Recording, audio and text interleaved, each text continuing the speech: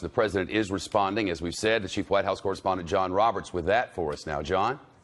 Good afternoon to you, Shep. You know, there will be a lot to chew over with the press secretary in just a few minutes when Sarah Sanders is expected to come out here. One of the things that she'll likely be asked about is the president's declaration a short time ago that if he had his druthers, he would send the person responsible for the heinous attack in New York yesterday down to the facility at Guantanamo Bay, Cuba, where he could be interrogated without the presence of an attorney.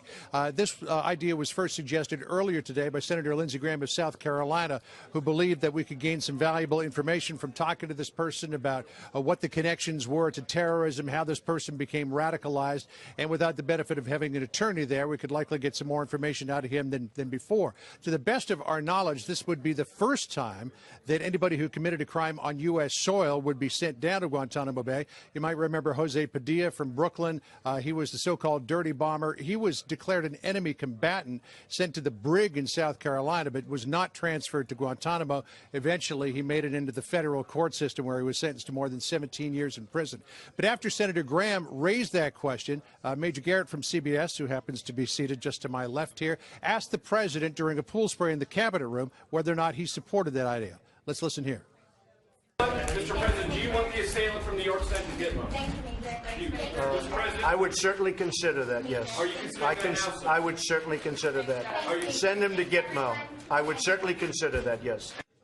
No idea whether that's even legally possible at this point, Shep, because he does remain in custody there in New York City. But if the president had his druthers, certainly, that's what he would like to see happen. Shep? Then there's the political back and forth, Senator Schumer and the president.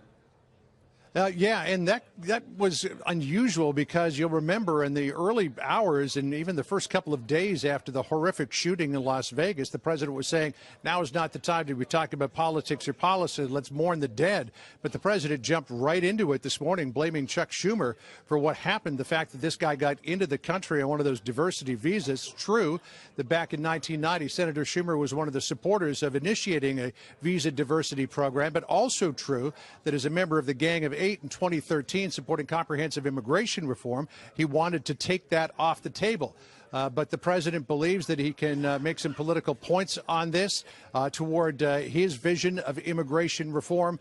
And so he's looking squarely at Chuck Schumer to say, he is the reason why this person got into this country, you know, loosely connecting, I guess, the very fact that he did it yesterday with the fact that Schumer wanted to support this. But the president also getting some criticism, not just from Senator Schumer for going political on this, but also from New York's Mayor Bill de Blasio and Andrew Cuomo, the governor of New York, saying that the president's tweets this morning likely were not factual. They're certainly not helpful, and that at this stage of the game, nobody should be politicizing what happened in New York City yesterday. So as I said at the top, Shep, a lot to chew over with the press secretary here today in the Brady briefing room. We'll look forward to it. John Roberts, thanks.